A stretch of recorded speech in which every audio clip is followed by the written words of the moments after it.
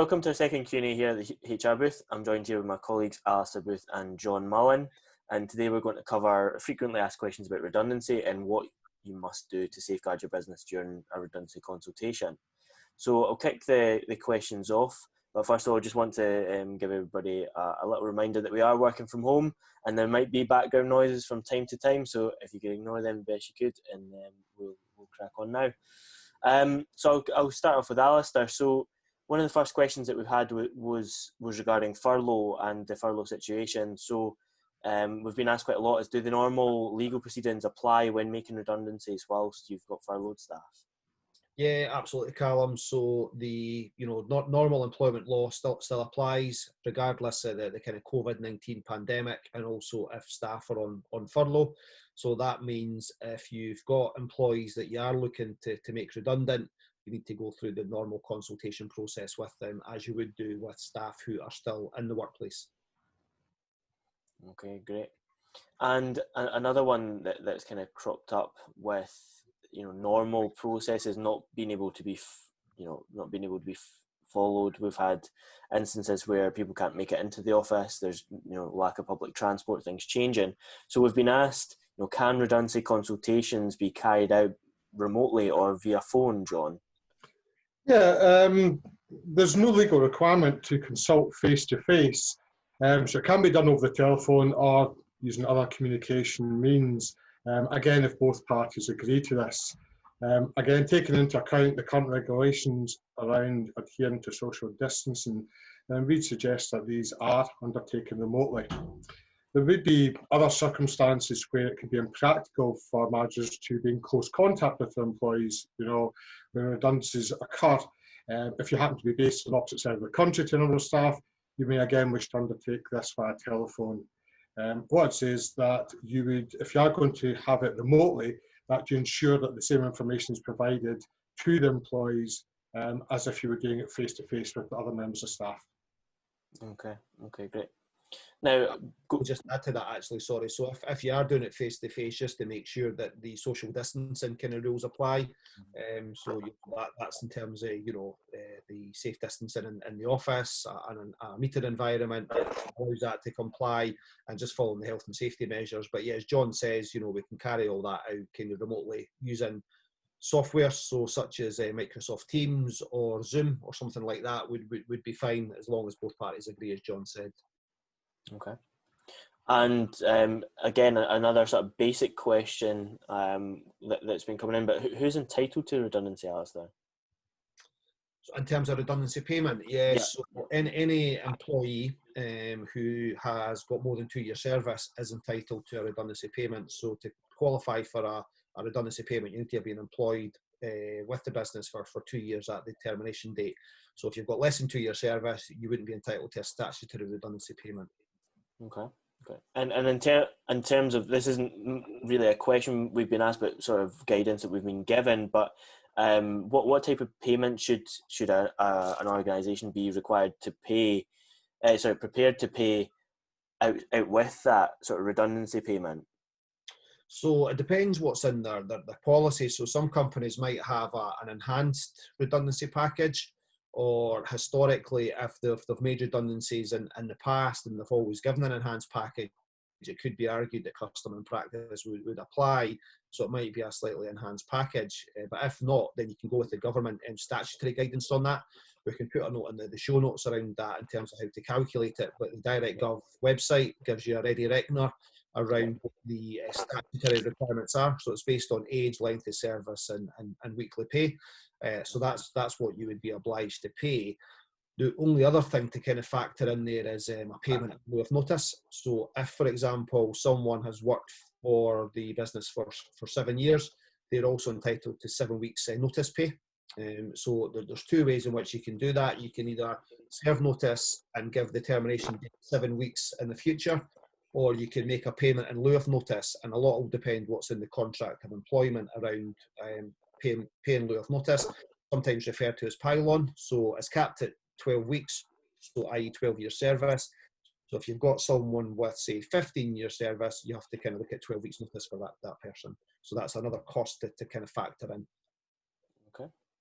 I think just if I could just pick up as well, so the other thing to be aware of as well when you're looking at these calculations is that length of service is capped at 20 years and weekly pay is capped at £538.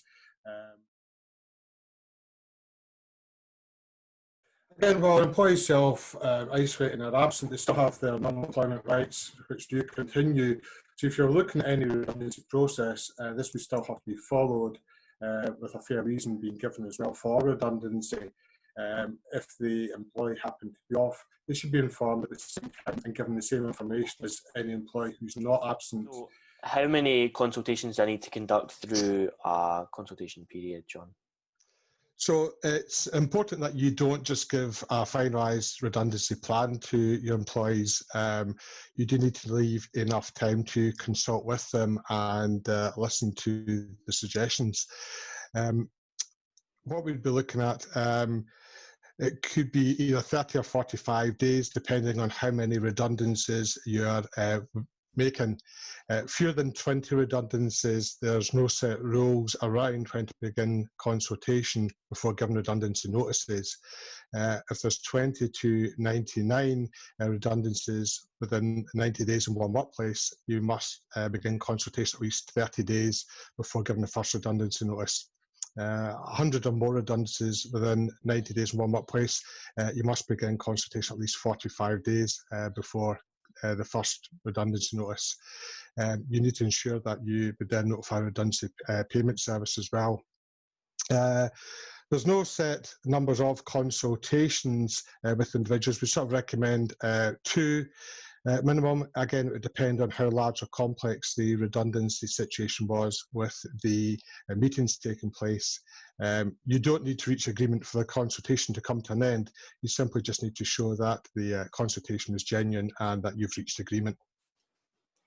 Okay, great. And Alistair, can you touch on what actually happens during the consultation period for me, just a step by step for me? Yeah, no problem. So before you get to a consultation meeting, you would be given a letter to staff basically saying that the role's at risk of redundancy. So you're not saying that they're being made redundant, you're just saying the role's at risk of redundancy. And you'll give a kind of explanation in that letter as to why. So, current climate, a lot of it is due to COVID-19 and, in terms of some businesses being closed, anticipating a downturn in work. So you'll give a bit of an explanation behind that. And then what will happen is in that letter, you'll be notifying the individual that they've been invited to a one-to-one consultation meeting, as John said, if it's less than 20 employees. And then during that meeting, you'll kind of further outline the business reasons behind it. You'll be talking around why you've kind of got to this stage, and then really looking to engage with the individual around any suggestions to avoid redundancy. So there could be a whole number of things that could come up. What you need to demonstrate, as John said, meaningful consultation, but things that you want to consider, employees. So you might say, for example, you're looking to make 2 redundancies and there's 4 employees, for example, affected. They might kind of between them during consultation say, well, quite happy to reduce our hours. So if them reducing their hours allows you to achieve the same cost saving, then that's an alternative to kind of redundancy. So you need to kind of consider suggestions like that. There might be other suggestions I've kind of made. Could be around different hours of work. It could be, as I said, job sharing. Whatever it might be, it's just a case of that's the kind of things that you'll consider. So different kind of cost saving measures that you've perhaps not thought about before you've went into consultation. Okay, great.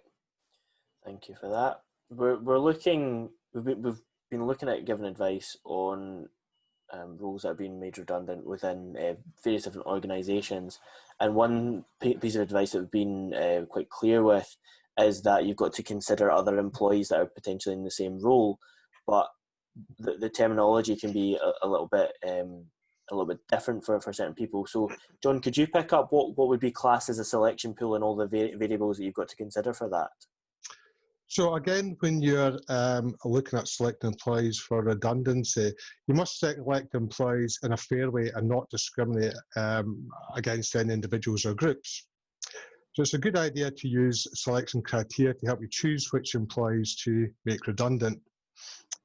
You'd base criteria, for example, on standard of work, skills, qualifications, attendance record, disciplinary, what you couldn't do is you couldn't select employees because of their age, any sort of disability, pregnancy, race, religion, anything covered under the protected characteristics. Again, you couldn't discriminate if you're using something such as flexible working as your criteria, because you could be discriminating against particular genders there. You would agree the criteria with the employees. So first of all, you consult with them, agree the criteria that would be used to ensure that you had sufficient resource skills to meet the challenges of the business in the future.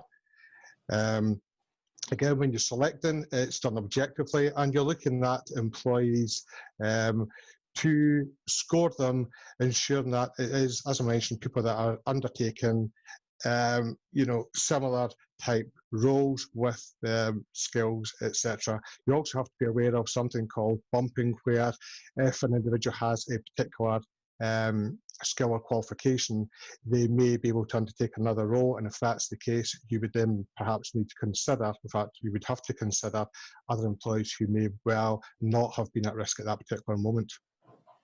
Okay.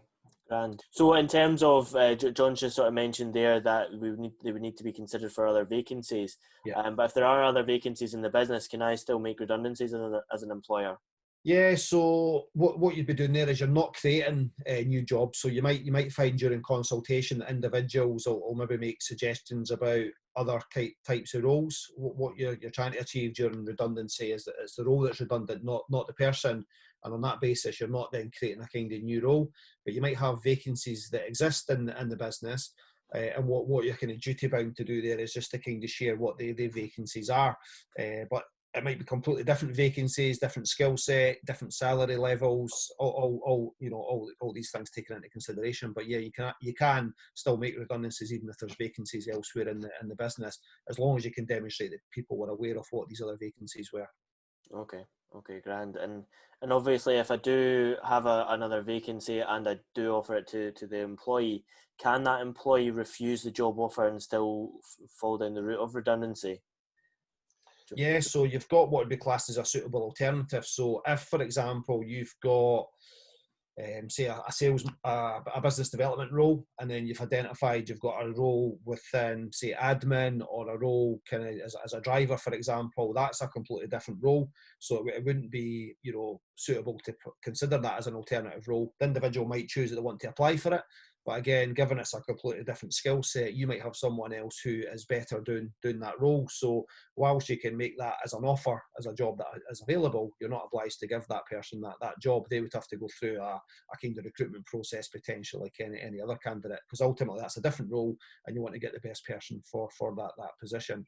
If it's a role very closely similar to what they're doing at the minute, then yeah, you would probably offer that as a suitable alternative. And what you've then got is an option for both parties to agree a kind of 4-week period where you can assess their skills and suitability, and also they can assess whether it's something they want to do longer term. And if at the end of that 4-week period you think it's not working out, then redundancy would apply at that stage. Also, just on that, I think you were saying, if could they refuse the offer? So yeah. Again, that kind of really depends on what's kind of been made. So if it's something that's broadly similar, then we would be arguing that as a suitable alternative. If it's something completely different, yeah, they're absolutely within their rights to kind of say that's not a role for them, and it would still be a redundancy situation. You'd be progressing, not a resignation. Okay, perfect. Thank you for that. So John, we've spoken a lot so far about processes, but what are the consequences of not following these processes? Again, if you don't follow the processes, you can leave yourself open. First of all, if you do not notify the redundancy payment service, there can be fines put in place. You can also run the risk of unfair dismissals taking place during the redundancy process if it can be demonstrated that no meaningful consultation has actually taken place. Great, thanks for that. So we're looking at further in the process. Then I've made someone or I'm entering the process of making redundancies. But the term voluntary redundancy sprung up a couple of times. So Alistair, could you explain what that is and why people might want to volunteer for this kind of? Yeah, sure. So again, depending on the number of redundancies you're proposing, You might have a number of people who have kind of decided that they're at a stage in their life where, you know, it might be due to their age, or they might have other job opportunities outside the business, and they've decided to kind of put their hat in the ring to apply for voluntary redundancy. And I've seen this a few times, so they might kind of think, you know, I've been here a number of years, it's time for me to move on, and I'm quite happy to potentially put myself up to avoid one of my colleagues being made redundant. So that's where they would then apply for voluntary redundancy, and it means that you're then minimising the number of compulsory redundancies. So rather than having to kind of go through a consultation and a selection matrix, so that's something that kind of does come up. What you've got to bear in mind when you're making redundancies, especially if you've got a number of people doing that role, and you've got, so say for example, you've got 10 people doing a job, and you know that you need to maybe reduce that by 5, you're going to have 5 people remaining in the business, and what you need to do is, you know, to safeguard the business, I guess, moving forward, is you want that to be the 5 best employees. So if, for example, you've got someone who applies for voluntary redundancy, but they've got a skill set that you can't afford to lose, you're within your rights to reject their application for voluntary redundancy. So it's not a given that if someone volunteers that you have to accept that. You've just got to look at each application on its merits and make a decision on that, whether that's something you can justify or not. Fantastic. Okay. So a hot topic just now is obviously the furlough scheme, and one thing that has been asked by a few clients at the moment is, can I furlough employees who are given notice of redundancy? I'll leave that up to either of you, whoever wants to pick that up. Happy to take that one, yeah. So obviously the furlough scheme was brought in March, which technical term for it's the coronavirus job retention scheme, commonly known as the furlough scheme. So that's now in place to the 31st of October. What you've got there is that people might be furloughed at the minute. That doesn't mean to say that you can't consult with them around redundancy, so you can do that just now, and then essentially during the remainder of the furlough period, that could be the notice period moving forward around redundancy.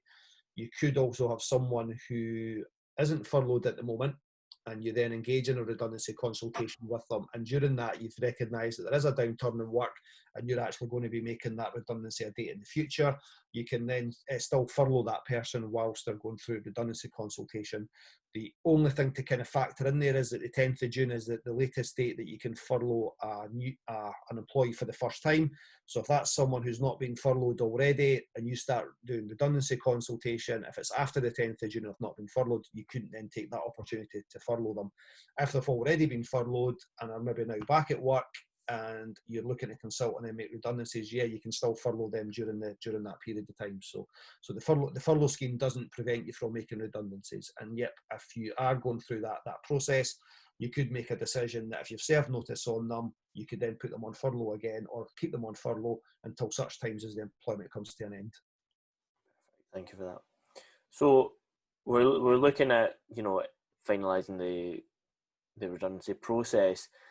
John, can you talk me through, you know, what do I need to consider when calculating redundancy pay? One thing that we've been asked is, you know, does previous employment count towards your length of service through to pay, and just when to expect to make payments as part of redundancy? Sure. Yeah, absolutely. Your employment, your time with your previous employer, that provided there's been no break at all in service, that continuous service would count towards any calculations that would be made in line with your length of service. As regards to when are the redundancy payments made, your employer should pay redundancy pay on the day you leave work on an agreed date soon after. This is paid as normal into your bank account where you would normally receive or any other bank details that you have provided. Again, you would get a written statement of how the payment was calculated, and any payment normally without that would not be subject to statutory redundancies. Sorry, statutory deductions. Yeah. Okay, thanks, John. So final question for this afternoon. wanted to cover. But Alistair, can you talk me through what would happen if, you know, I've got an employee that I've made redundant and they're going through a notice period at the moment? What would typically happen if they found another job and wanted to start that sooner? Would they need to stay with the company for the remainder of their notice period, and does it affect their pay in any way? A good question, actually, Calum. So depends how you want to position that as the employer. The redundancy payment would certainly still apply because you've went through that process to make them redundant.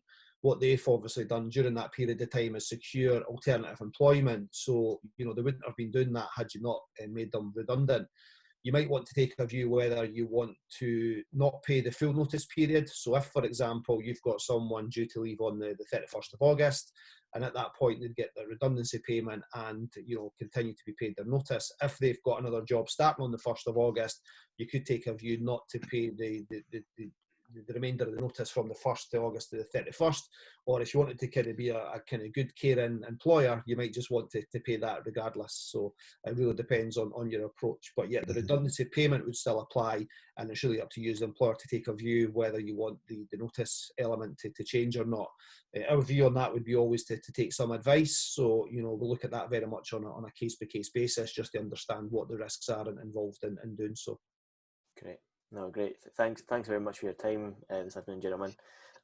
Just as a closing message, I'd just like to say that if anybody would like more information on redundancy or any other subject, then please, you know, send an email to advice@thehrbooth.co.uk. We'd be happy to cover any other topics as requested. We're sort of picking these subjects as they're being frequently asked within the organisation.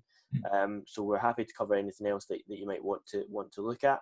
But is there anything else that either of you want to add this afternoon? The only thing I would probably add in, Calum, actually, is just at the moment, we touched on it briefly, was just around the notice period around furlough. And I think what's quite important at the minute, and it's probably just some good practice for employers, if you've got staff who are furloughed just now, and you know definitely that you're going to have to be making redundancies at some point in the near future, the furlough scheme, as we said, doesn't prevent you from making redundancies, but what you might be able to do and take advantage of is to kind of minimise your costs around, especially around notice pay.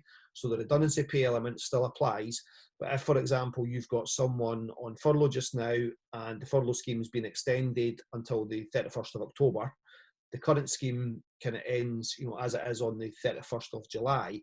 If you've got someone who has essentially say got 6 weeks notice, if you wait until the 31st of July before going through that process and then serving notice, your notice pay is going to be higher than what it kind of needs to be. So kind of what I mean by that is if you've got someone on furlough just now and then make them redundant whilst they're on furlough, they remain on furlough during the notice period, and what you can then do is claim some of that notice pay back through the job retention scheme because they're already on furlough. So our advice around that would be is if that's a route you're taking, is to probably pay them their full pay during the notice period, but you're able to claim 80% of that back. So if you've got someone, for example, with the 6-year service, as I've said, they're entitled to 6 weeks notice pay. That 6 weeks notice pay is significantly reduced because you're able to claim 80% of that back. So I think, you know, if you are an employer and you are looking at making reductions in headcount, definitely kind of use the job retention scheme to your advantage. You know, it's there, you know, to retain jobs. Absolutely get that. And what you've probably done up until now is retain these people in jobs from, you know, March until now or whenever you start that process. But if you leave it until the scheme ends and then start redundancy consultation, your costs are going to be far higher than what they possibly need to be. So again, my advice would be to just try and get some specialist advice before proceeding. But the scheme's there for a reason. And, you know, part of that is to kind of, you know, safeguard jobs, which you've probably done so far, but, you know, the current outlook, you know, perhaps isn't great for your sector, for example. You know, you need to make some reductions, so try and use the scheme to your advantage to safeguard more jobs and protect your own cash flow. Great, thanks very much, Alistair. No problem. Okay, well, that concludes this afternoon's Q&A session. Again, if you do have any other questions, then please do put in any comments, send us a message. We'll put all the details below and all the information there for you. But thank you for watching. Thanks, Calum. Thanks, John. Thank you.